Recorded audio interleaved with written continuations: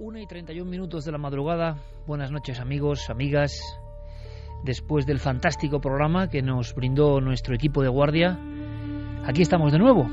Y estamos de nuevo con historias, con sensaciones, con todo tipo de enigmas que se comprimen en lo que sería nuestro menú para todos vosotros. Pero yo no me resisto a contaros algo, aunque es imposible contarlo en el inicio. Os cansaría, seguro. Pero por lo menos, porque a mí me ha impresionado, me ha llamado la atención, si quiero relataros, no voy a decir un incidente, sino una coincidencia, una sensación que yo he vivido esta semana y que da pista o abre el camino para luego, en las profundidades de la madrugada, ahondar en uno de los misterios más hermosos, extraños, también hay que decirlo con tintes dramáticos, ocurridos en nuestro país. Un misterio del que yo ya sabía algo, pero como siempre nos ocurre a las gentes que hemos perseguido lo inexplicable, pues se nos cruzan en el camino, aparecen cuando uno, ¿verdad?, menos lo espera. Y es que, como ya me conocéis, pues me gustaría simplemente comentaros que prácticamente hace una semana, un poquito más, mientras seguro Javier, Fermín, Diego, Santi preparaban con ahínco y entusiasmo el reto de un nuevo programa, pues Carmen y yo, y nuestra niña y nuestros dos perros, atravesábamos la península. Solemos viajar de noche, los papás me entenderán muy bien, noche profunda. Y iba yo delante, conduciendo, Carmen detrás con la niña, ambas medio adormiladas, la niña completamente dormida. Y es una simple anécdota, ¿no? Pero qué hermoso es el misterio y qué hermoso es a veces el sentido de las señales que te empujan a investigar. No sabes bien por qué, no es nada racional, pero te empujan a investigar.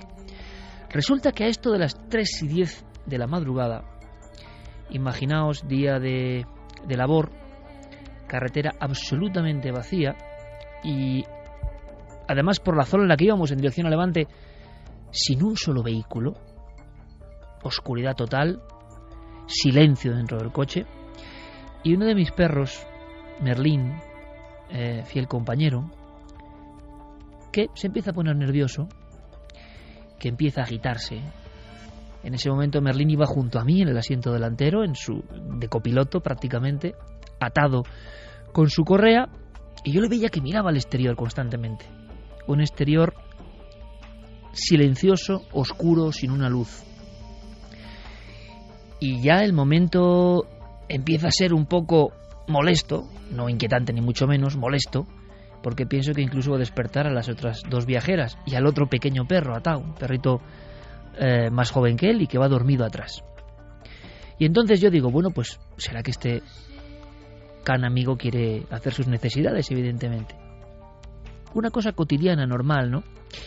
Y yo me desvío por una carretera y a veces, y los amigos y amigas que conducen lo saben perfectamente, tal y como están vertebradas las carreteras, las modificaciones, es bastante sencillo salir de lo que es una autovía, una autopista, meterte por unos caminos buscando algunas indicaciones y de pronto luego al regresar uno toma otro camino o no sabe muy bien qué ha hecho, en fin, que pasa varios kilómetros por esa España de caminos secundarios que por fortuna todavía existe. Esos caminos secundarios donde muchas veces, tantas veces, ¿no?, se aparece el misterio, se cruza en nuestro camino.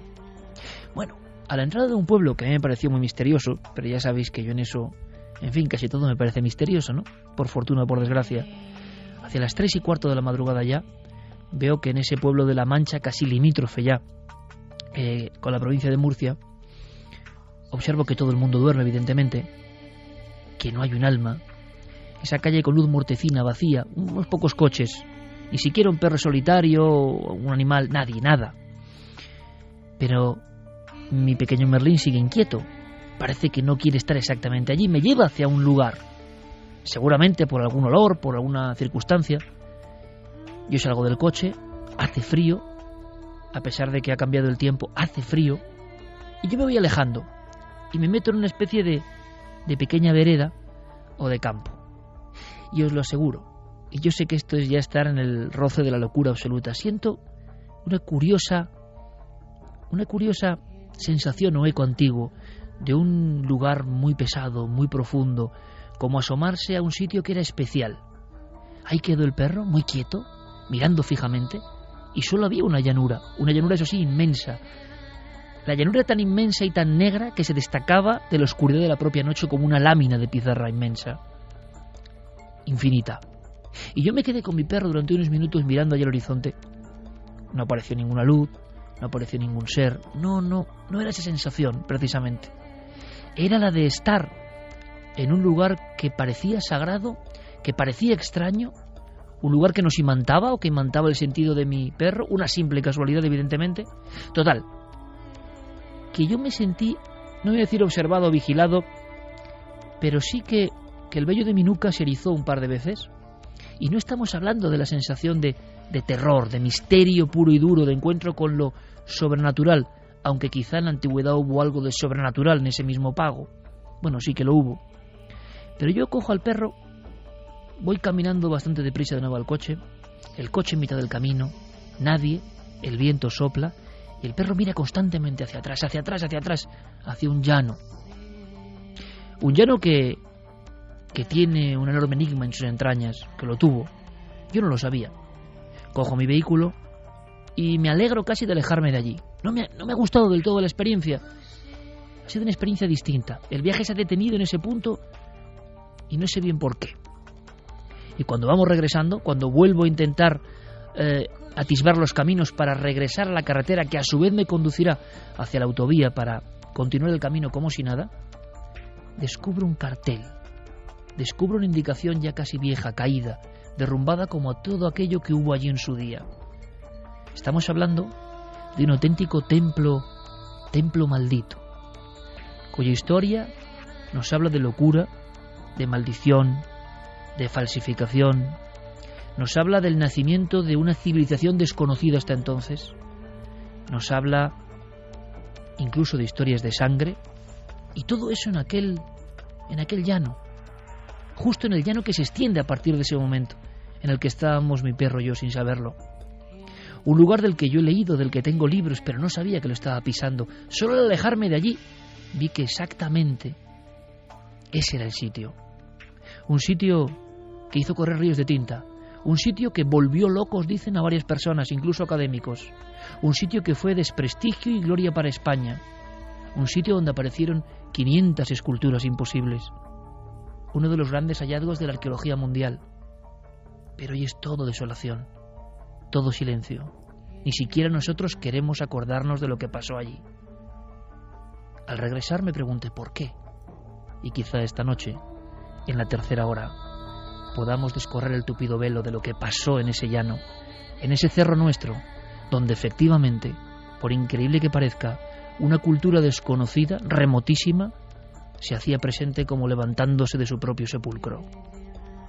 Seguramente mi perro Merlín no sabía que yo iba a hablar de este lugar hoy esta noche, pero él con su fino instinto, casualidad o no, me llevó hasta ese lugar, me ha hecho indagar, me ha hecho rebuscar, como diciéndome que en el misterio había mucho más misterio, y lo hay. Y esta noche, si me aguantáis, esta noche si estáis con nosotros, esta noche después de la actualidad, os invito al templo maldito, en España, no muy lejos, aquí al lado. Nunca antes habías estado tan cerca de lo desconocido. Milenio 3. Cadena SER.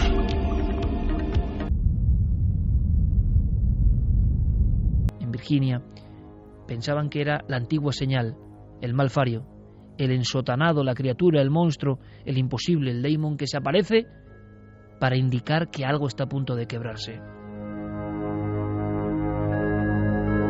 Diego Marañón, compañero, buenas noches. Buenas noches, Iker, ¿qué tal?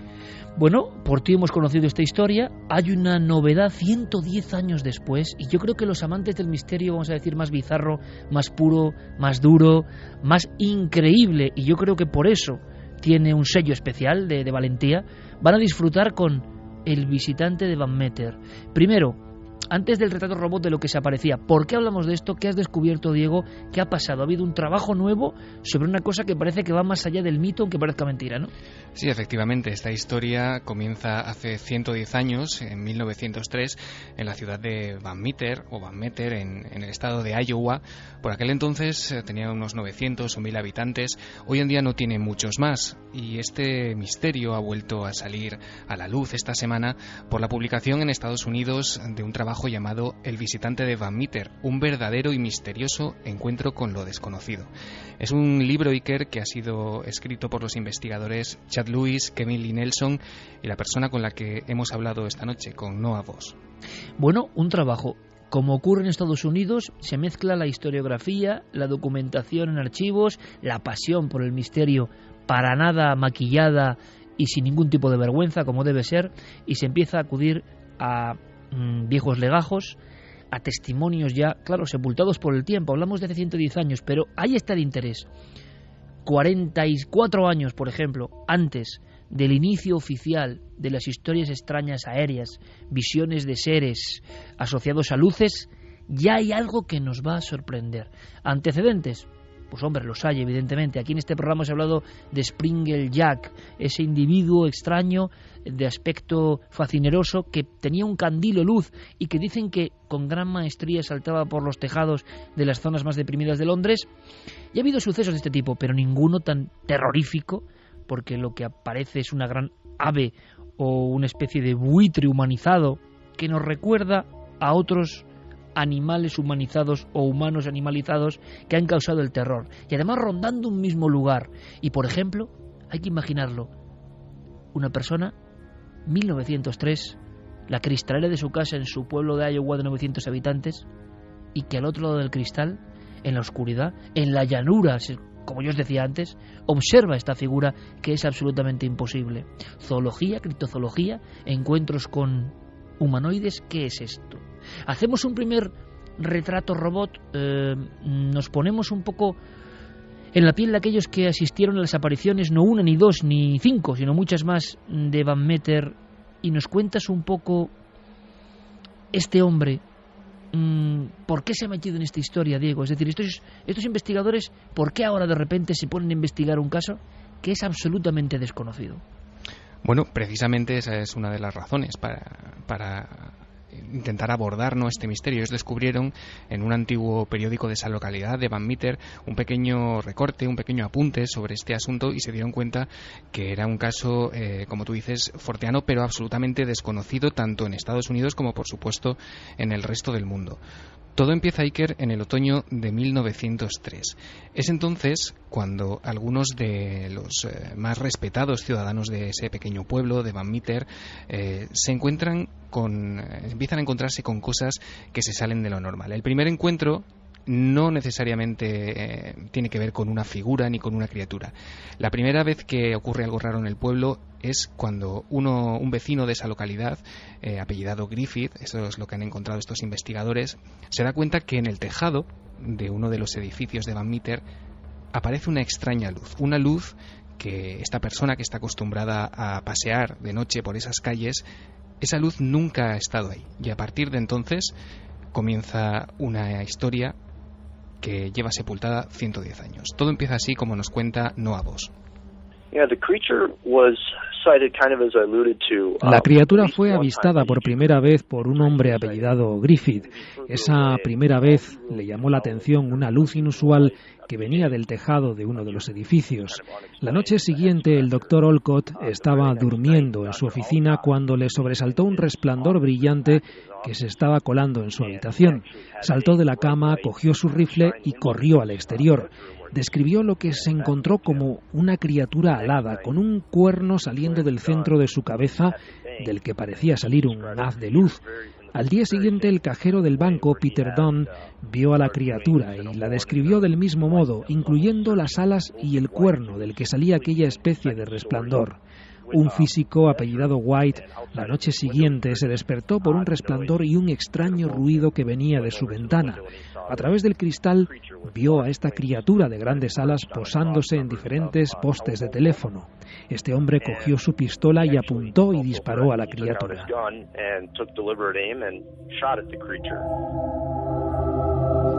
Hace 110 años, otoño de 1903, el retrato robot es como un gran murciélago o un ser alado o un ser envuelto en una capa.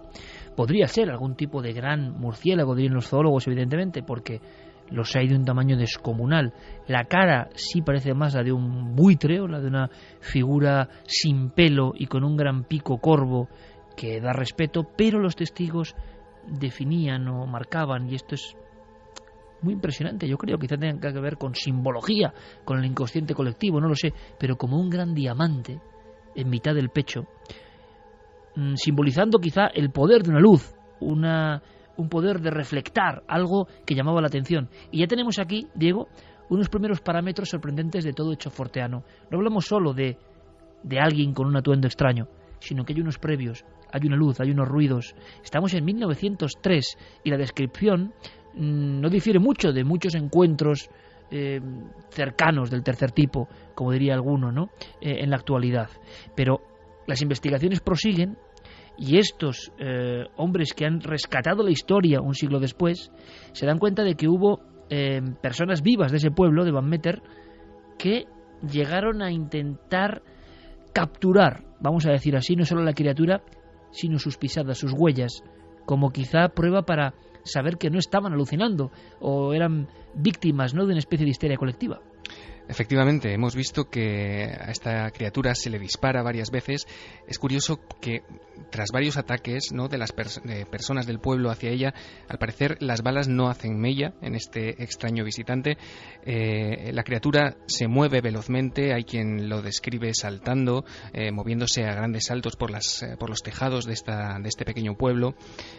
Todos coinciden en que deja una especie de olor repulsivo por allá por donde pasa, que despide una luz cegadora desde esa especie de cuerno que hemos dicho en su cabeza, y como dices, el punto en el que la historia parece llegar a algo que lo cambia todo es cuando el rumor da paso a algo más físico, cuando el cajero del banco de la ciudad, Peter Dunn, del que ya nos ha hablado Noah Voss, logra hacer un molde de yeso de las huellas de esta especie de monstruo. Nos lo cuenta el autor del libro. Creo que la reacción de los habitantes de la ciudad siguió una progresión muy lógica. La primera noche, que probablemente fuera del avistamiento de Griffith, o eso creemos tanto yo como los otros coautores del libro, Chad Lewis y Kevin Nelson, simplemente se vio una luz. Así que en ese momento solo era una de esas cosas extrañas que a veces uno ve, lo comenta con los amigos el día siguiente y ya está. Pero la noche siguiente, el doctor Olcott, el médico de la ciudad, tuvo un encuentro mucho más extraño en el que ya vio a la criatura desde su ventana, con una luz blanca que salía de él. El doctor salió fuera con su arma y vio el cuerno, las grandes alas de murciélago. Creo que es en ese punto cuando la historia empieza a cobrar magnitud y cuando los habitantes de la ciudad pasan a estar confusos primero, un poco asustados después y aterrorizados al final. Había una extraña criatura, el visitante de Van Meter, apareciendo en mitad de la noche, con una luz saliendo de un cuerno y con una aparente inmunidad a las balas. Al final de la semana había puro terror, cosa que no es de extrañar.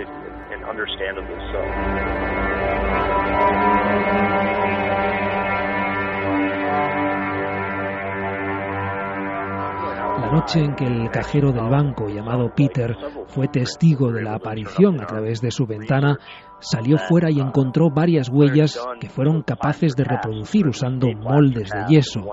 Él las describió como huellas con 3 dedos, algo similar a las huellas de un pterodáctilo, que muchas aves de hoy en día conservan.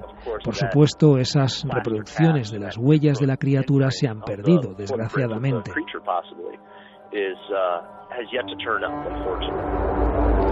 Casos, batidas en busca de esta especie de criatura infernal, porque ahora nos comentarás, Diego, la interpretación popular, evidentemente, en aquella América profunda de 1903, pero a mí me causa escalofrío sincero el hecho de estar viendo uno de los retratos, ¿no? Gracias a las diferentes versiones de los testigos de la época. Y es que, ¿cómo se puede definir a un ser enlutado, a un ser envuelto en una especie de tela oscura, con un acabado que le da aspecto de capa o de sayal? Pues evidentemente si va volando, alas de murciélago, donde vemos un cuerno que nos puede parecer, la descripción, la palabra cuerno mitológico, es más bien una protuberancia, una deformidad, no es tanto un cuerno picudo ni mucho menos, sino como un abombamiento de la cabeza, y luego esa luz poderosa en el pecho. Depende del tiempo y depende del momento y depende, como diría Jacques Vallée, de quién lo ve y en qué tiempo lo vea. Pero yo estoy observando ahora mismo, contemplando, digamos, ese dibujo, hechos que han ocurrido, por ejemplo, en España. Es increíble. 1966 hay un caso rarísimo en Córdoba, en la provincia de Córdoba, donde varios testigos aseguran ver un ser, bueno, en realidad más de un ser, pero volador, algo que les aterra cerca de una serranía, y la descripción es casi idéntica, y no se ve muy bien si es un ser zoológico, pero les parece humano, les mide y ellos creen que es humano. ¿Es una alucinación? Claro, la psiquiatría y la racionalidad nos dirán que sí. Ahora, ¿qué buscaban esas personas? ¿Por qué cuentan esto? ¿Qué es lo que vieron? ¿Algún tipo de animal puede generar esta sensación tan profunda de miedo psíquico, que es lo que describen los testigos con exactitud? Voy más allá. Hace muchos años, hace más de 20 años, yo mismo pude investigar y entrevistar a los últimos testigos de una historia que se llamó El Duende de Ladrillar, en la comarca de las Urdes, y la descripción, Diego, es idéntica a lo que tú decías. Se paraban algunos riscos, dejaba un olor repulsivo, era un animal que nunca se ha visto, si es que era un animal, estaba enfundado en una capa con la que se cubría, a veces mostraba una luz o un chillido, y me acuerdo perfectamente, como si fuese hoy, en las puertas del Camposanto donde todo ocurrió, Serafina Bejarano Rubio, que me contaba que daba una especie de revoloteo y siempre acababa en el Camposanto, con lo cual dio un aspecto mucho más fúnebre a todo eso. Los sucesos ocurrieron en 1907 y además se corrió la voz y el pánico, hubo batidas y se habló incluso de alguna persona despeñada o muerta a raíz del miedo por las apariciones de lo que allí solo podía ser un duende, ni siquiera murciélago, ni siquiera ser infernal, más bien un duende, porque entronca con la cultura propia de ese lugar. Si vamos a la descripción que hacen estos historiadores o investigadores y vamos a lo que cuenta Diego, es un calco exacto. Aunque hay que decir, Diego, en aquel momento la aparición de algo satánico más que animal es lo primero que hizo crear el auténtico miedo y la angustia en aquellos pobladores, ¿no? Claro, la cultura, la religión, las creencias de la sociedad por aquel entonces hicieron que, por ejemplo, la maestra de la escuela local de Van Meter asociara casi inmediatamente la aparición de aquella figura, de aquella criatura con grandes alas, con la presencia del mismísimo demonio. No fue la única, porque un periódico local, Iker, el 3 de octubre de 1903, decía literalmente que pensaban, por el ruido que hacía esta criatura, que Satanás y su regimiento de diablos se preparaban para subir a la superficie a dar batalla. Porque además, como hemos escuchado a este investigador, varias apariciones tuvieron lugar en la boca de una mina. Sí, efectivamente. Van Meter tiene una fábrica de ladrillos, una vieja adobería que está situada cerca de una vieja mina, y es allí donde la mayoría de los hombres de la población por aquel entonces se habían arremolinado con sus armas, con sus rifles, porque los trabajadores de la mina aseguraban que de la boca de esta vieja mina salían algunos ruidos extraños que coincidían con las apariciones por el pueblo de esta criatura. Como te digo, los ciudadanos siguieron el rastro de la criatura hasta esta mina abandonada, y fue allí donde esta criatura se vio en varias ocasiones y donde se vio también por última vez.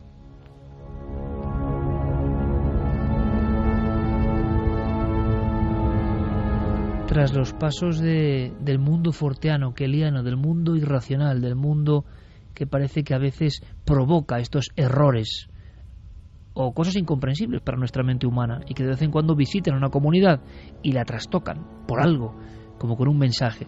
Si yo entrevisté en las Urdes a Serafina Bejarano o a otros testigos que han visto prácticamente lo mismo, Santi Camacho ha tenido la oportunidad de estar en dos lugares.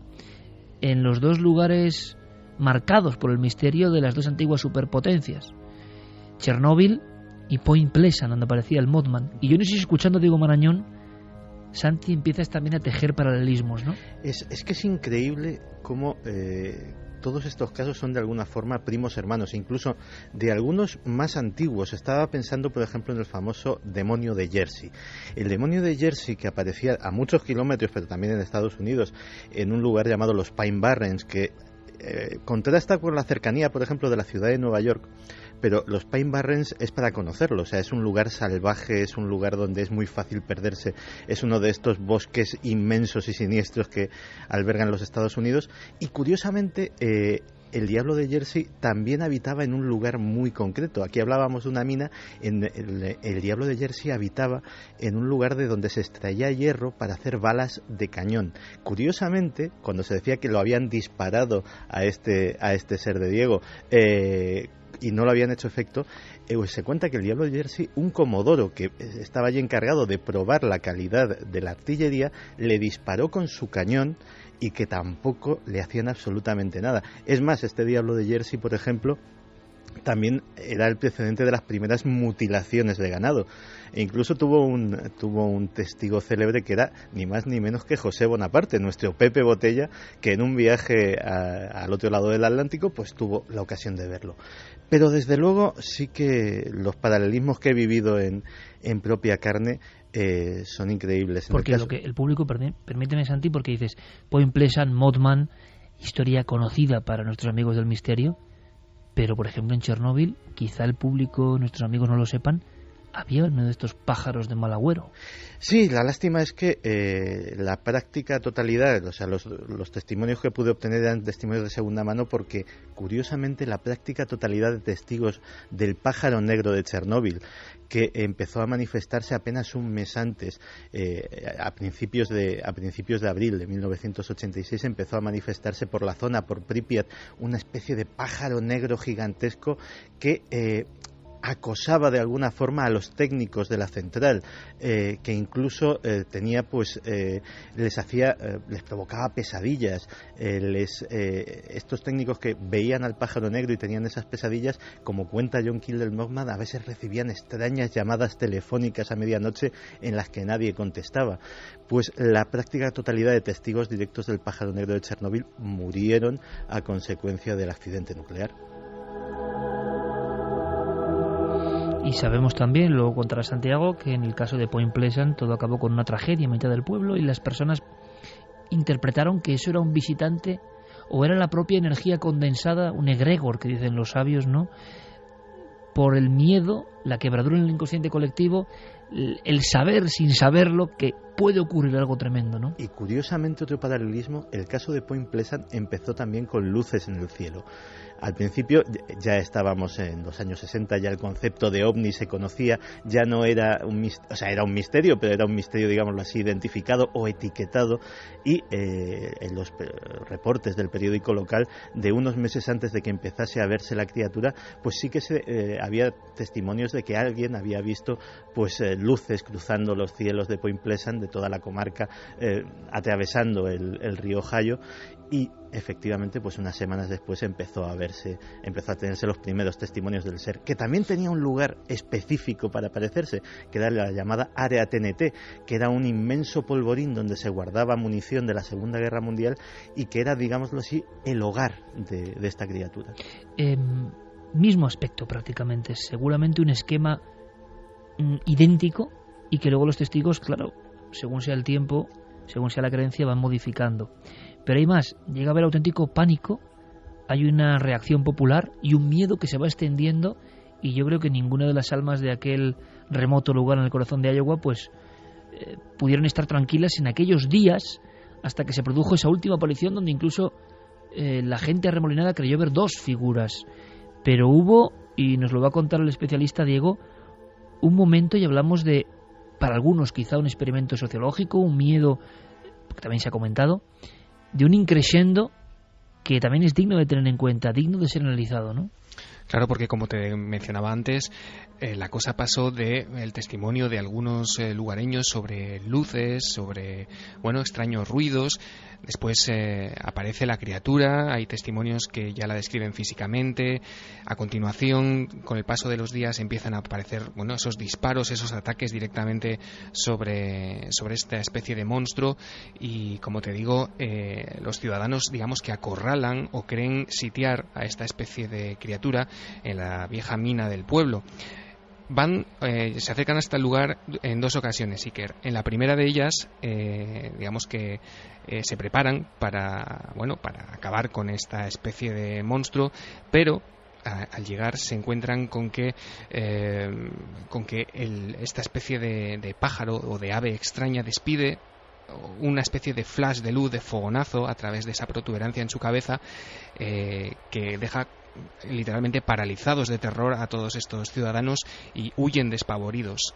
Sabiendo lo que se van a encontrar, es a la mañana siguiente cuando regresan con todas sus armas, bien armados, para acabar con él. Y ocurre lo que nos cuenta Noah Voss.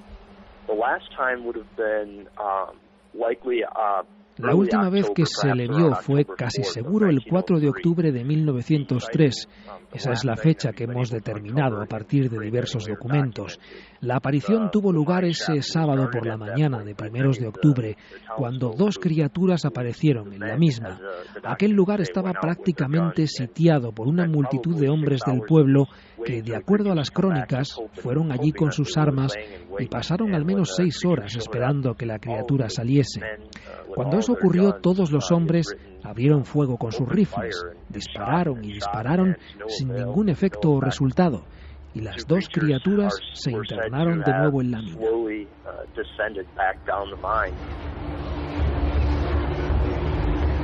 2:10, Milenio 3 en la cadena SER. Santiago Camacho rápidamente hacía como un paralelismo y abría las manos y las cerraba muy rápidamente como un efecto de flash. ¿Por qué, Santi? Los ojos rojos del Mothman, que también destelleaban, y era precisamente, a veces algunos testigos era lo único que podían recordar con claridad, que aquello tenía unos ojos rojos luminosos que emitían una luz propia y que era lo que más llenaba de terror a aquellas personas. Una especie como de alerta, de señalización, de balizamiento, de decir aquí estoy yo, de señal luminosa para hacerse presente. Claro, evidentemente, 1903, o el Mothman es una copia de esta historia, o estas historias han pasado siempre, o ha habido mucha fenomenología que desconocemos. Estamos en el mundo de lo forteano, en el mundo de lo increíble. Estados Unidos y todo el mundo se convierten en un lugar donde ocurren al parecer estas cosas, o por lo menos se cuentan estas cosas, y en la prensa aparece el temor de estas gentes con nombres y apellidos, documentos. Ahora, imagino que también estos investigadores de la historia local han especulado con la posibilidad de que fuese un fraude, por lo increíble que parece todo esto, Diego. Sí, hemos preguntado por eso, porque como dices, en la prensa se reflejó el temor, y no solo el temor, también el malestar de muchos vecinos que veían cómo el nombre de su ciudad, de Van Meter, se veía asociado a esta especie de apariciones o de hechos forteanos que granjeaban a este pequeño pueblo una malísima reputación. Evidentemente la sombra del fraude sigue revoloteando 110 años después. Nunca mejor dicho. Por este caso, efectivamente, y sobre eso también nos hablaba nuestro invitado. Nuestro libro, El visitante de Van Meter, tiene 250 páginas, y uno de los capítulos a los que dedicamos más atención es aquel que aborda la posibilidad de que fuese un fraude. En mi opinión personal, y resumiendo mucho, sí creo que al principio ocurrió algo extraño, pero al final de aquella semana puede que a alguien le interesara perpetuar un engaño. Quizá fuera alguien del pueblo que por diversión se disfrazó con una capa para asustar a la gente y hacer de la historia algo mucho más exagerado. Y es que en todos los casos de este tipo de encuentros con entidades sombrías y que parecen extrahumanas o no humanas, siempre cabe la posibilidad de que, se ha dicho en todos los casos españoles, Saucedilla, Vegas de Coria, Escalante, en ese catálogo extraño de 40, 50 casos, Valverde de Leganés, muy parecidos, Isla, se habla de, y si algún vecino, incluso en algunos casos provisto de zancos, con unas capas, ¿creerá esto? Bueno, está bien, y con una luz dentro, me imagino, con una linterna, emulando al mítico Springer Jack, más antiguo todavía. Pero uno dice, ¿y los disparos, por ejemplo? ¿Cómo alguien no es herido por disparos, por balazos? Claro, esto es difícil de creer hoy en día, está clarísimo y desde luego parecen casos de otro tiempo. Sabemos que en el siglo XIX, principios del XX, hubo muchas historias de este tipo. Hemos hablado con personas que aseguran que han visto algo similar. La propia interpretación y descripción va variando con el tiempo. Como decimos, el peso de lo cultural hace que uno pues pueda ver un ensotanado o un fantasma antes que una criatura. Estoy recordando un caso en Puerto Rico, de los más espantosos, lo recogía Antonio Rivera en su mítico Encuentros con Humanoides. Y la Flower South Sea Review fue la primera que realmente divulgó los dibujos. Se parece mucho, y es el caso de un militar que está en una terraza que da a un lugar con mucha casuística extraña. Si esto es así, por lo menos en el informe, tiene que ser terrorífico, porque él ve una especie de pájaro de buitre que revolotea, pero a lo lejos no le presta mucha atención, aunque le impresiona el tamaño y el planear tan cercano al suelo con esa cadencia. Según cuenta el informe, este hombre se queda pálido, se queda lívido, porque él estaba de nuevo leyendo su periódico, cuando baja de nuevo el periódico y ve que agarrado a los barrotes del balcón, agarrado, está un ser que al final de esa especie de capa tiene algo parecido a muñones o dedos, y él puede ver una cara sin pelo absolutamente, que emite un destellear, y entonces distingue algo que le parece un maquinario, un motor, algo que le impulsa y que está incrustado en la espalda. Luego aquello se marcha, y ese hombre, reputado, con un crédito, prácticamente pasará el resto de sus días enloquecido por una visión tan próxima, por un susto tan sobrenatural aparentemente. ¿Qué hay detrás de todo esto? Bueno, no lo sé, ¿vosotros qué opináis? Podéis ir opinando ya, desde luego. Carmen, buenas noches. Buenas madrugadas, Iker. Imagino que hay muchas posibilidades, ¿no?, para estos casos forteanos.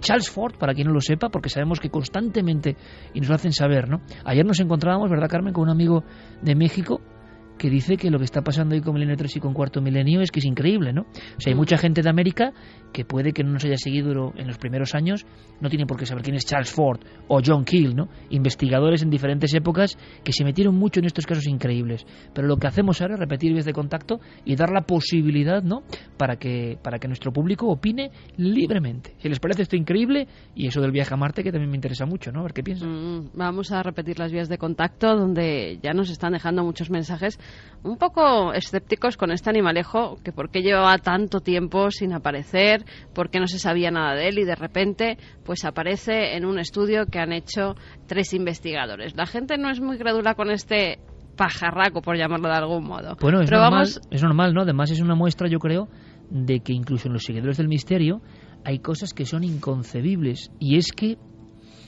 yo no digo que esto sea real o no, pero sí que digo que he entrevistado a mucha gente que ha visto cosas similares. La descripción es lo que más puede llamar la atención. Por ejemplo, las de murciélago. Uno dice, no puede haber un murciélago tan grande. Pues sí que los hay. Y con cara un poco humanizada también los hay. Pero yo creo que esto es más profundo. El misterio es mucho más hondo de lo que puede parecer. Y esto es una buena muestra para ver cómo hay misterios que ya no son creídos. Que quizá es la mejor arma para lo que mueve el misterio más hondo, ¿no? Claro, es que, y no quiero ser pesado con esto del Mothman, pero hay una cosa que es muy ilustrativa. Yo llegué a Point Pleasant pensando que lo del Mothman podía ser un invento, podía ser un mito, una leyenda moderna, como puede ser algo esto, inflado para provocar que hubiera más turismo en la pequeña ciudad. Yo cuando llegué a Point Pleasant, pues pregunté, bueno, del Mothman, ¿quién me puede informar? No, hay un museo y tal, pero alguien me dijo, si quieres saber la verdad, ve al restaurante de Caroline Harris. Eso es una especie de cápsula del tiempo. El público es todo muy veterano, son gente mayor, y básicamente se ha convertido en una especie de refugio de los supervivientes del Mothman. Claro, allí hablé con gente que desde que vio aquello en 1966 no conduce, que es incapaz de salir de su casa de noche. Sobre todo me llamó la atención una entrevista con una mujer, Hazel. Hazel me contaba su experiencia personal, cómo el ser les había perseguido a ella y a su novio, cómo había trepado al techo de su coche en marcha. Y yo simplemente pues la escuchaba, la preguntaba, y cuando acabó la entrevista, Hazel, que ya es una mujer muy mayor, me cogió las manos y con lágrimas en los ojos me dijo gracias. Y era gracias simplemente porque me has escuchado con respeto y porque me has creído. mí me parece muy interesante el sondeo, Carmen, porque hay misterios que ya no son creíbles. Yo creo que, por ejemplo, los propios encuentros con humanoides, que si hiciésemos este programa hace 30 años sería perfectamente asumible, la sociedad ha ido por otro lado. E incluso las personas que creen, y con toda la honestidad, por supuesto, interesarse por el misterio, ya ponen unas barreras, esto no me lo creo, esto no. Yo lo digo, y es opinión mía personal, por supuesto, al revés, cuanto más investigo, he ido por el camino contrario de muchos de mis colegas, de la inmensa mayoría. Creo que el misterio es más profundo, más hondo, más transformador, más extraordinario, más extraño de todo lo que yo creía. Y hay una cosa que une estos sucesos, todos los que hemos contado a lo largo de estos 40 minutos, por ejemplo, y tantos y tantos y tantos, y lo he comentado muchas veces, el enorme contenido psíquico. Y el contenido psíquico es algo que es el impacto emocional terrible, muy difícil de contar, muy difícil de verbalizar, pero que el testigo, como decía Santi, lo sufre, sabe muy bien que le ha pasado, y que no le contentan las explicaciones paralelas, alucinaciones, te despistaste, ibas cansado. El que lo ha vivido y lo ha visto con diferentes formas, su impotencia es porque sabe que ya ni siquiera la gente que puede ver el misterio les puede creer. Están en el umbral de lo demasiado increíble. Y a veces, mi sensación, ojo, puedo estar perfectamente equivocado, la aparición de lo más irracional y lo más increíble es la última baza del misterio para avisarnos de que algo seguimos no controlándolo, que ellos siguen libres, demonios, ángeles en la antigüedad, seres hoy, para decirnos que en el fondo nuestra grandeza es muy poca, que estamos en el planeta Tierra y que viniendo de fuera o de dentro, que no lo sé, siguen mostrándonos que tenemos una porción muy, muy corta del conocimiento. Ahora, ¿qué piensa el público? Es muy interesante. Mucho público joven, público que se ha incorporado en los últimos años al misterio. Pueden creer en ciertas cosas y en esto ya no. Y a mí eso me parece sumamente interesante, Carmen. Pues sí, mira, ya nos decía en Sombra Norceste, por ejemplo, no creo que esos seres sean pájaros de mal agüero, más bien nos están previniendo de una desgracia, pero quizá lo hayamos olvidado. Sobre todo porque estaban comentando que el Mothman, al parecer, pues siempre se aparecía antes de que hubiera una desgracia. Podía ser que este nuevo ser también se apareciera para dar un aviso de algo. Darvos, dice el visitante de Van Meter, parece un ser sacado de la mitología griega. Coco Fernández, quién sabe si igual que los osos invernan durante meses, puede haber criaturas que sus ciclos activos sean cada determinados años y permanezcan aletargados durante grandes periodos o viviendo en otro medio en función de ciertos cambios climáticos. ¿Difícil? ¿Imposible? Raúl Cebrián, que parece un pariente lejano de un pterodáctilo. Mario Leonardo. Mira, vamos a quedarnos con eso, que me parece muy interesante, Carmen. Pterodáctilo, ¿no? Algo imposible, evidentemente. Lo que se ve, lo que el cerebro, que es el que ve, cree ver, a veces no es lo que se está viendo realmente. Es más, toda la realidad no deja de ser un engaño de nuestro propio cerebro, en el que tenemos visiones comunes, evidentemente.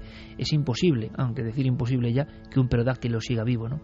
Ahora, os puedo asegurar que hay personas perfectamente cuerdas, perfectamente preparadas en la sociedad, algunos incrédulos que de pronto observaron cosas increíbles en los cielos y en España. Antes hablábamos de Córdoba, año 66. Ojo, que de ese tipo de testimonios en Estados Unidos no son ni siquiera tan nuevos como del siglo pasado. Es que ya en las creencias de los indios, antes de que llegasen los británicos, ya se creía en el pájaro del trueno, una ave gigantesca que muchos precisamente han asociado con un posible pterodáctilo o algo parecido, que también se aparecía en determinadas circunstancias y que tampoco era un buen presagio ver al pájaro del trueno. Mira, ahora le voy a poner a Carmen, ahora nos va a contar Javi una historia tremenda, un resumen periodístico de algo que dices, claro, yo he avisado, estamos en lo forteano. Para tantos amigos que dicen, hombre, es que ya casi no habléis de misterios clásicos. No, nosotros hablamos de misterios ya en lo hondo de vez en cuando y nos tiramos a la piscina con tremenda alegría, porque yo creo que hay un mensaje que no acabamos de entender muy bien, de la propia naturaleza quizá, que es muy misteriosa. Pero sé que le voy a poner la carne de gallina a Carmen, lo vas a ver, porque sabes dónde... En ese espacio de las cartas dedicadas de los lectores de ese periódico. Esa carta va firmada por una persona que se llama Pere Carbó. Dice que la noche del 28 de mayo, cuando él estaba durmiendo en el barrio de las Cortes, escucha un sonido muy extraño, un sonido que no había oído nunca en su vida, un sonido que le pone la piel de gallina y que le hace despertarse y levantarse inmediatamente de la cama para salir, abrir la ventana y ver qué es lo que está ocurriendo. Y dice que en ese momento se encuentra con un extraño ser alado de varios metros de longitud. Él dice que de entre 3 y 5 metros, por eso le llama la atención, con unas grandes alas, que está batiendo esas alas y emitiendo esos graznidos que le han despertado, y ve como varios vecinos salen también a las ventanas para mirar qué es ese ser que está sobrevolando el barrio de las Cortes.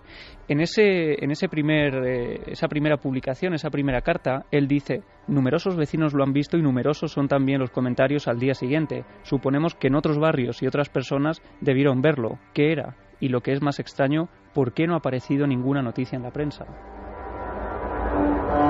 Seguimos la pista. Hay más testigos, hay más documentos, hay más historias del extraño pájaro, se dijo.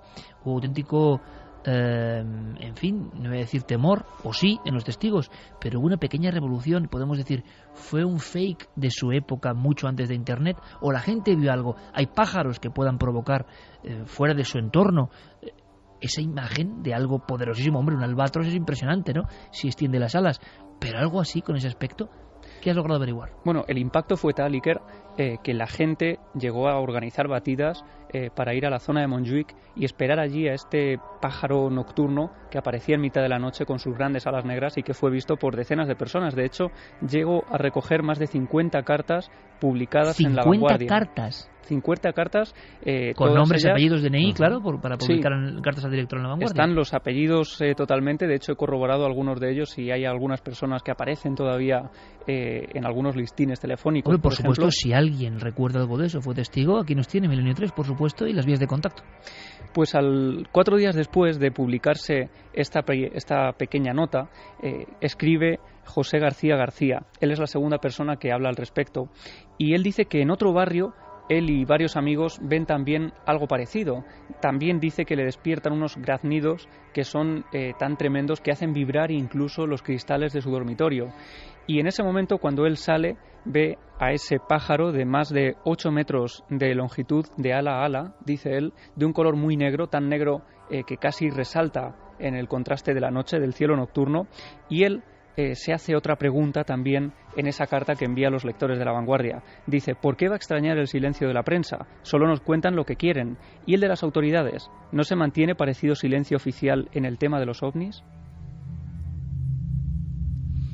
Claro, 8 metros, imagino que es una estimación en la noche de algo que vuela, que pueden ser 8, pueden ser 4, pueden ser 5, pueden ser 3 o 8, yo no lo sé. Desde luego nos parece algo zoológicamente imposible, a no ser que haya una maqueta, a no ser que haya una criatura real prehistórica que no creemos, ¿no? Entonces, ¿qué hay? La gente está viendo una imagen que significa algo, la gente está empatizando mentalmente con una idea que surge ahí, hay un animal real más natural o deformado, o no lo sé bien, que provoca este enorme susto. Es todo, y quizá lo descubramos, una especie de bulo que se intentó mover en su día en la Barcelona de los años 90. Estas personas hablarán hoy, serán capaces de ponerse, por ejemplo, delante del micrófono o la cámara para ver si vieron eso. Bueno, el trabajo ya lo empezamos, ¿no, Javi? Prácticamente. Sí, desde luego. Nosotros vamos a hacer lo posible por hablar con estos testigos. Son más de 50 personas, esos nombres y apellidos que se puede corroborar, pero este segundo lector que escribía, José García, decía que había otro enigma y él apuntaba otro enigma. Hablando con los vecinos del vecindario, muchos le contaron que habían desaparecido varios gatos que habían desaparecido de las terrazas y que no habían aparecido en el suelo como si se hubieran caído. Eran más de 2 y más de 3, y él decía como si se hubieran caído de los balcones, pero sin que se hallara el cadáver en las calles. Es muy curioso, Javi, porque también hay que decirlo, en la historia de las cartas al director en Cataluña hay toda una amplia historia de contar casos y cosas que luego quedan un poco en el tejido de lo confuso. Es más, en el año 68, un periódico que ya no existe, se llamaba Telexpress, publicó una noticia sobre unos extrañísimos seres, un poco de esto que estamos hablando hoy, seres bizarrísimos, medio animaloides, extrañísimos, que dan un susto de muerte a unas personas cerca de Tivisa, pueblo luego conocido por sus muchos enigmas e historia extraña. Bueno, y al final, en las cartas al director, que parece que en Cataluña era algo como muy... Bueno, y se ve en las primeras revistas de misterios, ¿no?, el espadachinaje constante que había en cartas al director. Yo no descarto, fijaos lo que os digo, que sea algún tipo de experimento sociológico. Lo digo así de claro. A mí me suena un poco a eso, pero me puedo equivocar y puede que haya gente hoy, 23 años después, que diga que vio eso. Sería asombroso y entonces ya empezaríamos la investigación zoológica o de otro tipo. Así que lo dejamos ahí. A ver si la semana que viene o en las próximas semanas tenemos noticias, y si alguien en aquella época, a principios de los 90 en Barcelona, vivió, recuerda alguno de estos fenómenos, por supuesto que se ponga en contacto con nosotros. Para rematar un poco la semana forteana, semana de hechos insólitos, podemos, Carmen, hablar de algo que ha ocurrido en Argentina, si no me equivoco, estos mismos días. Pues sí, que hace unos días y todavía se están viendo, hace unas pocas horas, era el último avistamiento de una niña, la llaman la niña que espanta, y la describen como una pequeña de 5 o 6 años, que es bastante delgadita, tiene el pelo muy largo, rubio, y sobre todo impacta su cara, que es muy blanca. Los vecinos de la zona, es un paraje que se llama Tres Varones, están verdaderamente asustados porque son unas familias muy humildes, todos se conocen allí, y de repente esta pequeña aparece a los pies de la cama de una vecina o en el patio de otra familia delante de una niña. Siempre la misma figura. Siempre la misma niña, y además una cosa que me ha llamado verdaderamente la atención, no es una aparición que ocurra por la noche, es siempre de día, con lo cual los testigos lo pueden ver perfectamente. Han descubierto, y el hallazgo se hizo hace tan solo unos meses, que en Pampa Yacú, una especie de montecito que hay muy cerca y por donde siempre se adentra la niña, hay 3 tumbas. 3 tumbas que datan de hace 40 años. Al parecer había varios trabajadores en la zona, por eso se empezó a hacer una especie de pueblecito allí. Había una cantina. En la cantina empezó una pelea que acabó con varias muertes, entre ellas las de varios niños. Esos niños, al parecer, fueron enterrados en una fosa común que está en Pampa Yacú. Creen que puede ser el espíritu de una de esas niñas que falleció en esa reyerta el que ahora se está apareciendo para pedir o que sea bien enterrada o que la entierren con sus familiares. No lo saben. Lo cierto es que la gente está muy, muy asustada. Las autoridades están investigando porque la pequeña, ya te digo, siempre se aparece de día. Lo han descrito perfectamente. Lleva una faldita y una camisita azul y la gente nunca había visto nada parecido. La realidad forteana, la realidad del mundo de John Keel. Tiene Javi un libro, uno que es un clásico, con una de las portadas más horribles, hay que decirlo, de los últimos años, pero un clásico de mediados de los 80, que llegó a España, El enigma de las extrañas criaturas, y aves de gran tamaño. En algún caso se pensó, un caso concretamente en Perú, que podía ser un cóndor de gran tamaño. Ojo, un cóndor de gran tamaño y con algún tipo de anomalía que le produce también ese rostro un poco humano, hay que decirlo, ¿no? 3 metros de envergadura suele tener un cóndor. Y un pico poderosísimo. Pues un ataque es importante. Los casos del llamado vampiro de Moca en Puerto Rico, donde yo recuerdo como si fuese hoy, claro, estas descripciones, ¿no?, y estos dibujos y estas historias, en un patio interior con la ropa tendida, una mujer, costumbre por el calor de la época, verano, en una aldea remota de Puerto Rico, cerca de Moca, que está, quitando sus ropajes. Hay que imaginarla, está sola, su familia duerme y cree que es uno de los niños acurrucados que se está escondiendo, haciendo un extraño juego del escondite junto a una de las grandes sábanas que se está secando en ese hilo cimbreante. Y cuando quita de un tirón la sábana intentando sorprender y evidentemente gritar a su hijo, ve acurrucado a un ser que no acaba de entender qué es, que le mira con unos ojos desafiantes, que le parece un ser humano, pero que está protegido por una especie de capa o de alas, e incluso describe no una joroba, sino una espalda encorvada. Sale corriendo, además tropieza al entrar en la casa y observa cómo aquello no abre el vuelo, sino que va trepando por la tapia que sale de la casa en mitad de la noche y se va rastreando, digamos, por el campo que está anexo a esa entrada de la casa aislada. Con el tiempo, después de este caso, aparecieron muchos terneros con un punzón y con la sangre extraída. Pero quedaban 20 años para que se hablase del famoso chupacabras. Esto ocurre en Moca, en el mismo terreno donde luego aparecería el mito, la verdad, no lo sé, de ese animal que desangraba a otros. Es decir, a veces hay como un preaviso, pero esto es desde la antigüedad. Y creo, aunque sea vuela pluma, Javi, que John Keel, que murió muy convencido de que estas fuerzas tenían que ver más bien con lo maligno. Esto sí que es un poco inquietante, ¿no? John Keel, que acaba en su apartamento de Nueva York en 2009, con muchas deudas, ¿verdad, Santi? Sí. Yo no sé si enloquecido, y es posible no enloquecerse.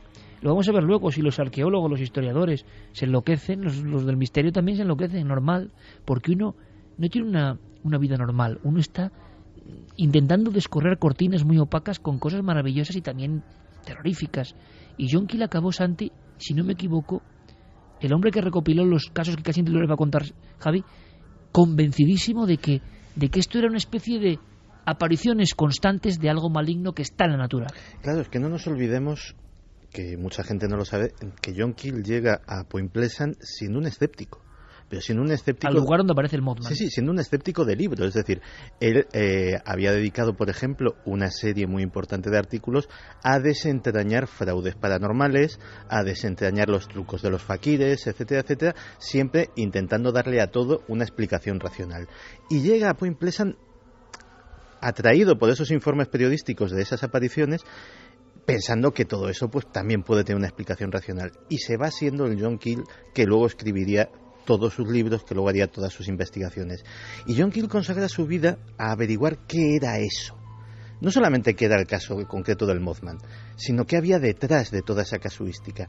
Y al final termina elaborando una teoría muy personal. Él, por ejemplo, mete las apariciones ovni y los extraterrestres, los humanoides, en el mismo saco exactamente que el Mothman, y él termina llegando a la conclusión, la justifica, pero tampoco no la demuestra, pero sí que la argumenta, de que nosotros convivimos en este planeta con algo que es más antiguo que nosotros mismos, con algo que sabe más de nosotros incluso que nosotros mismos, que de alguna forma juega, si se puede llamar jugar, a algo que viene de una mente que no podemos comprender y que no tenemos parámetros para razonar sus motivaciones, y que siempre, siempre, siempre lo mejor es mantenerse alejado de ello. Y él mismo se lamentaba de haber sido picado por ese veneno de la curiosidad, de haberse tenido que internar en esa gruta peligrosa de la que en el fondo no había sabido salir, y murió sus días, vivió sus últimos días efectivamente bastante mal económicamente, bastante mal anímicamente, y al contrario que muchos otros investigadores que dicen, bueno, me he acercado al misterio, he tocado lo maravilloso, lamentándose mucho de haberse iniciado en ese camino.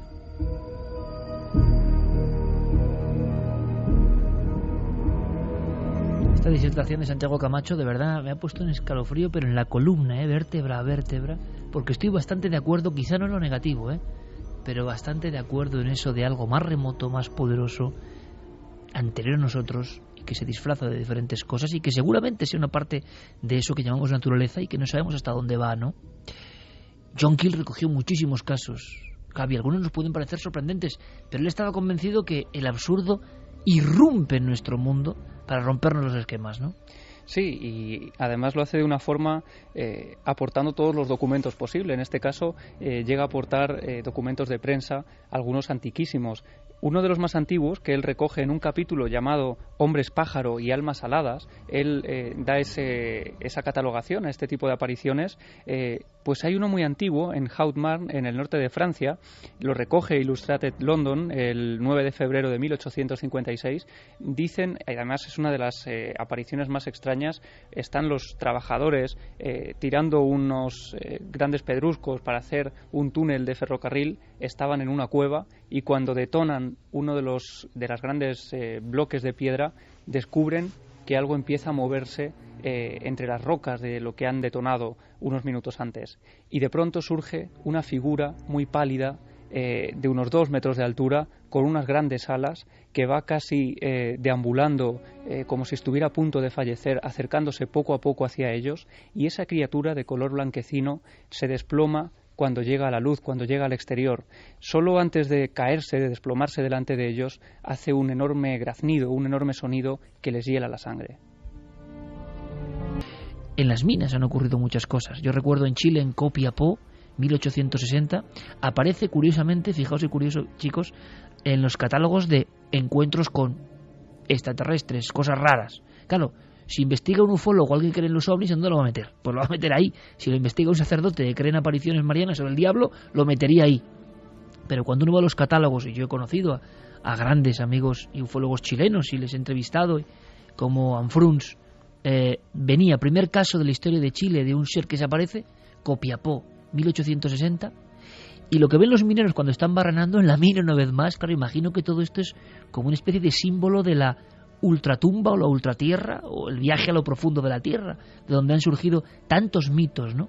Bueno, pues es una especie de serpiente o sombra alargada que les parece alada, al final es un signo, ¿no?, que va sobrevolándoles y que ellos interpretan una mirada humana también, y aquella gente cae de rodillas, reza, le da miedo y se convierte en el diablo de Copiapó. Es que, claro, a veces tenemos un doble rasero para medir la realidad. Cuando leemos a Heródoto o leemos a alguno de los grandes historiadores griegos y descubrimos que en sus obras, pues encontrarse a un fauno, encontrarse a un animal mitológico, encontrarse a una criatura, a un semidios, no era una experiencia rara en la época de Heródoto, claro, automáticamente, visto desde nuestra mentalidad, lo achacamos a la fantasía. Y sin embargo le damos un enorme crédito en el resto de las cosas que cuenta en sus libros. ¿Por qué? ¿Por qué hacemos esa división? A lo mejor es que no era tan extraño encontrarse con algo que le llamaban un fauno o algo que le llamaban un ser mitológico y que ahora precisamente se le puede llamar un Mothman, no se le puede llamar un demonio de Jersey, etcétera, etcétera. Veremos luego qué opinan nuestros oyentes. De momento nos marchamos del mundo forteano al planeta rojo, rápidamente, y lo hacemos con el mejor embajador, con Carl Sagan, ni más ni menos, que hace más de 30 años hablaba de este blues para un planeta rojo que de nuevo está en la cúspide de los temas de actualidad.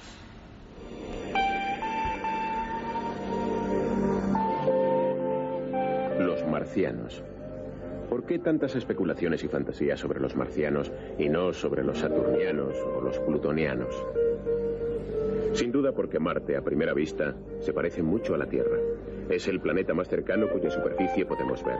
Hay casquetes polares, nubes blancas a la deriva, terribles tormentas de polvo, cambios de estaciones e incluso días de 24 horas. Es tentador imaginárselo como un mundo habitado. Marte se ha convertido en una especie de plaza de toros mítica sobre la que hemos proyectado nuestras esperanzas y temores terrenales. Los mitos tenebrosos sobre Marte han resultado ser falsos, de forma que algunas personas se han pasado al extremo opuesto y han llegado a la conclusión de que el planeta ofrece poco interés. Han empezado a cantar blues al planeta rojo. No obstante, el verdadero Marte es un mundo de maravillas. Sus perspectivas futuras son mucho más intrigantes que nuestras antiguas ideas sobre él. En este siglo hemos examinado la arena de Marte y hemos logrado llegar allí, convirtiendo nuestros sueños en realidad.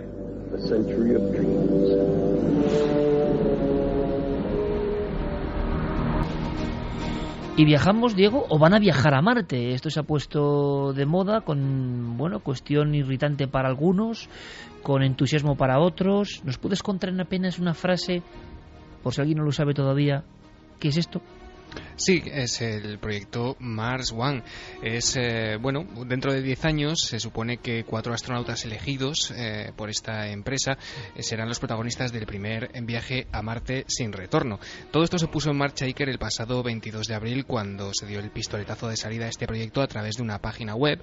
Esta asociación, una organización privada que tiene sede en Holanda, en teoría sin ánimo de lucro, presentó en sociedad este ambicioso plan, por el cual a través de esta página web en apenas una década se seleccionarían y se enviarían a Marte a la primera colonia humana que pondría el pie y sería la primera avanzadilla de la humanidad en el planeta rojo.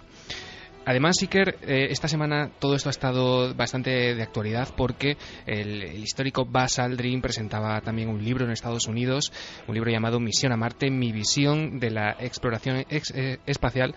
Y este hombre propone o da a conocer su proyecto, un proyecto que está protagonizado por un sistema de lo que él denomina naves cíclicas y que ha inventado para, en teoría, poder transportar personas y material entre la Tierra y Marte de manera permanente, una especie de red en continuo movimiento con módulos reutilizables. En el fondo, Diego, es colonizar Marte. Sí. Aldrin ha comentado que en poco tiempo habrá americanos en Marte, pero lo que nos interesa ahora, directamente, es saber de esos españoles, que los hay, en un proyecto de miles de personas que se han presentado, que quieren viajar a Marte en un viaje que saben ya que es sin retorno.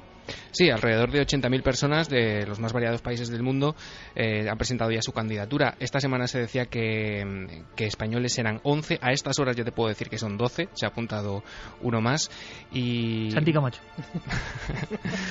Y nosotros hemos hablado con algunos de ellos, en concreto con Juan José Díaz, con Ara Molina y Javier Contreras, que son 3 de los candidatos españoles a protagonizar esta misión. Ellos nos han contado algunas cosas, como por ejemplo, Iker, los miedos que les produce esta misión. Si tienen miedo de eso que se dice del viaje de ida, pero no de vuelta.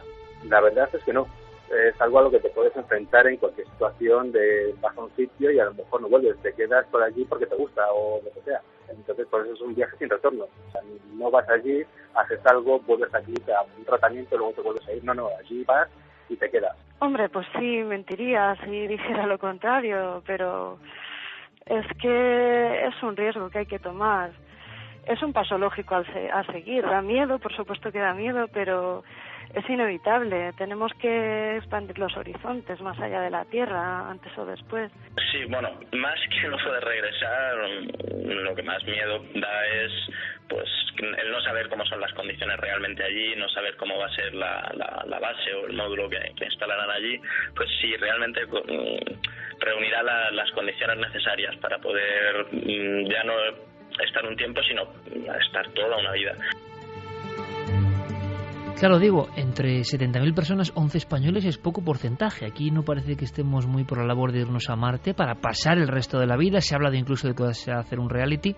Sí. Tú le preguntabas por qué les había impulsado, ¿no?, a apuntarse ahí, que oye, igual te toca, ¿no? Claro, incluso ellos mismos se mostraban sorprendidos por la poca cantidad, ¿no?, de participantes españoles. Hay que decir, Iker, que el casting o la recogida de solicitudes todavía está abierto, va a permanecer abierto hasta el próximo 31 de agosto, así que si alguno de los oyentes de Milenio 3 se anima a participar, todavía tiene su oportunidad. Nosotros les preguntábamos efectivamente qué les había llevado a ellos a presentarse a este proyecto. A mí me ha motivado mucho la ciencia y la ciencia ficción, la lectura de libros sobre el tema, Isaac Asimov, y sobre todo de Marte, en especial la trilogía de Kim Stanley Robinson, que es una lectura apasionante y muy detallada de todo lo que una colonia que se establece por primera vez en Marte se puede encontrar allí, cómo tienen que sacar el día a día. Creo que es un paso lógico, porque, como bien ha dicho Stephen Hawking hace poco, si permanecemos otros 1000 años aquí en este planeta sin movernos, nos extinguimos. Entonces, creo que más obvio no puede ser. Mi campo, lo que yo estudio es ingeniería energética, entonces, digamos, un proyecto de este calibre sería llegar a lo más alto en mi campo. Llegar a lo más alto, seguro.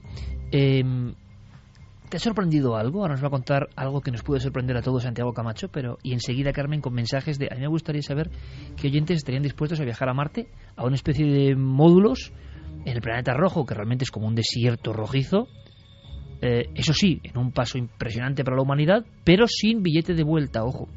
O sea, las tumbas, si es que hay tumbas, no sé, estarían en Marte. Tumbas humanas, ¿eh? Suena, en fin, a 2001, yo no sé qué suena ya. Pero te ha llamado la atención rápidamente, Diego, algo une a estas personas con las que has hablado, no sé si a nivel cultural, nivel económico, tienen hijos, no tienen hijos, están apasionados con la historia, son seguidores del misterio de la ciencia, no sé, ¿qué te ha llamado la atención? Bueno, en realidad son de todos los estratos sociales. Yo he hablado con algunos de ellos y lo que me llama la atención es realmente el poco miedo que parecen tener a esa perspectiva del no regreso a la Tierra. A ninguno les parece preocupar excesivamente esa condición que alguno me comentaba, Iker, que incluso va a ir especificada y en el contrato que ellos en teoría van a tener que firmar durante, si es que resultan seleccionados, durante los 7 años que van a estar preparándose. Es curioso porque algunos expertos han dicho que hay motivos, ¿no?, para este viaje de ida sin regresos, porque durante los 8 meses que en teoría duraría ese viaje, estos tripulantes, estos astronautas perderían masa de músculos y huesos. En fin, el campo gravitacional de Marte parece ser que es menos fuerte, sería casi imposible después reajustarse a las condiciones de la Tierra, y la verdad es que cuando yo les preguntaba si ellos sentían miedo, el no era casi unánime. Qué curioso. Santi, ¿qué les puede pasar? ¿Qué se sabe? Ha habido experimentos, ¿no? Aunque sea brevemente, pero apuntes básicos de lo que se sabe que ocurre cuando hay una experiencia parecida a esto. Bueno, en un flash, y resumiéndolo muchísimo, el mayor miedo en una condición de aislamiento absoluta y sobre todo de por vida es que les ataque lo que se denomina el cabin fever, la fiebre de la cabaña, esa forma de histeria que cuando un grupo humano se encuentra en condiciones de máximo aislamiento, pues puede llevar a condiciones de agresividad mutua, etcétera, etcétera. Pero eso es solo una hipótesis. Lo que sí se sabe es lo que les ha sucedido a todos los astronautas que han estado en la Estación Espacial Internacional o en la Mir antes de ella, y que han sido monitorizados constantemente su comportamiento para saber de esa rama que está en pañales, que es la psicología espacial. Y lo primero que se ha notado es el proceso que se llama desplazamiento de la tensión. El grupo automáticamente intenta sacar la tensión de dentro de sí, ¿cómo? Proyectándola en el control de la misión. Todos los conflictos, todo lo malo que sucede, todo lo que les pueda perturbar, la culpa es de los de la Tierra. Con lo cual, en esa situación de estrés, intentan buscarse un enemigo común que intenta cohesionar al grupo. También está, y eso se va viendo incluso estadísticamente, lo que se llama el cerramiento psicológico. Cada semana que pasan en el espacio, las comunicaciones son más escasas. Les interesa menos comunicar con la Tierra. Se van haciendo un mundo propio. Pero no solamente como grupo, sino como personas. Eso se llama la autonomización. Estás en una situación de máximo estrés y intentas depender lo menos posible de los demás, volverte lo más autónomo posible, en cierto sentido volverte más egocéntrico. ¿Para qué? Para tener una cierta ilusión de control de la situación, que ya de por sí es muy estresante. Cuando los grupos son muy grandes, además se generan pequeños subgrupos que empiezan a entrar en conflicto entre ellos y que, pues esto lo hemos visto hasta en los reality shows. Iba a decir, es Gran Hermano, ¿no? Efectivamente. Pero además estaba pensando, Santi, en un tono de humor, tú y yo que hemos trabajado durante años en la misma revista y que ahora lo hacemos en la televisión. En el fondo, tú te acuerdas, yo estaba todo el día por ahí con el coche en la carretera y tú te tienes que encargar de la redacción. Uh-huh. El control de la misión. La culpa era del reportero o la culpa de la redacción. Efectivamente. Pero hoy en día en la tele, o la culpa es de redacción o la culpa es de imagen. Uh-huh. Siempre, en el fondo, ¿no? Y en todo, yo creo, ¿no? Los grupos señalan sus errores y los reflejan en el otro, ¿no? Y luego también se ha observado mucho a los astronautas que han regresado. Y curiosamente, los niveles de ansiedad, depresión, abuso del alcohol, desajustes en sus matrimonios, etcétera, etcétera, suben muchísimo. De hecho, pasan un proceso que se llama astenización, que se caracteriza por fatiga, irritabilidad, falta de equilibrio emocional, déficit de atención. Es como si les costase, una vez han estado tanto tiempo en el espacio, reajustarse a la vida en la Tierra. Pero hay también algunos datos positivos. Te iba a decir eso, digo, ¿algo positivo hay? Sí. Tendencia a la espiritualidad. De repente... como los astronautas que han estado en la Luna. Claro, de hecho, todo el que ha pasado esa barrera y ha pasado un tiempo fuera de nuestro planeta, pues se vuelve más espiritual. Y no solo eso, cuando regresan, aprecian mucho mejor la belleza de la tierra, la importancia de las pequeñas cosas que nosotros muchas veces no le damos ninguna importancia. Ellos sí. Ten en cuenta que esta gente va a vivir, si llegan a Marte, en un entorno en el que las comunicaciones tienen 44 minutos de retardo. Es decir, tú hablas con un señor y la respuesta tarda 44 minutos en llegarte. Sin internet, las emisiones de radio no llegan, o sea, olvídate de la televisión, olvídate hasta de Milenio 3, es decir... Eso es duro, ¿eh? Eso es duro. Realmente es un experimento, eso sí que es un experimento sociológico que sería absolutamente inédito, porque yo creo que en una situación de control, monitorizados como van a estar, etcétera, etcétera, nunca un grupo humano ha pasado por algo así. Carmen, ¿y nuestro público qué piensa? ¿Serían capaces de apuntarse a este viaje sin retorno a Marte? Bueno, pues muchos dicen que si se pudiera sintonizar Milenio 3 y Cuarto Milenio, que a lo mejor se lo pensaban. Claro, disfrutar de las músicas de Noel Calero y de su arte, pues eso hasta en Marte. Mira, Osmar nos dice: yo sí iría a Marte y que mi nombre quede escrito en la historia espacial. Nefertiti, viendo cómo estamos en España, lo raro es que no se hayan apuntado más gente. Sería una fuga de cerebros muy grande. Para poner un tono de humor, Jorge Berrocal, ya sabéis, concursante de Gran Hermano. Yo a este reality no me apunto, más que nada porque por mucho que te pongan la pierna encima, sigues en Marte. Qué grande, qué grande, qué grande. Y muchas personas opinando. Oscuro dice: tenían miedo los colonos europeos a morir en el Nuevo Mundo. En proporción es lo mismo.